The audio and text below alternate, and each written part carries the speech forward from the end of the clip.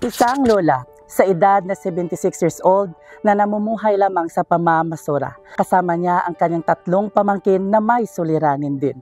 Ulila na sila sa kanilang ama't ina. Isang matandang lola na kayang buhayin sa abot ng kanyang makakaya ang mga responsibilidad na naiwan sa kanya. Ang edad ko 76. Mga buhay ko, scrap lang. Kung lupang scrap ba, pilang may income? Lutay lang. Bagay lang makakaon ba niya. Kasi hindi naman lang siya magpakilo ko, isa katas mga isa kani. Kadutay lang ang ako nga scrap. Hindi mga isa kalambot, 200 gani. Sa 100 lang gani. Lubra akong sa balay. Siya nga muli ka. Dako na ba? Isa na siya, prago.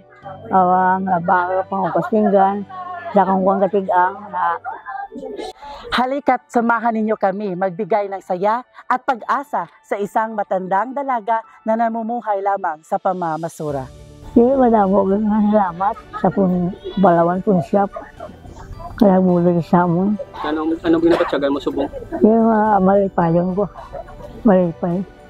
Magsilbi sa ng inspirasyon sa ating lahat ang kwento ni Lola Silina.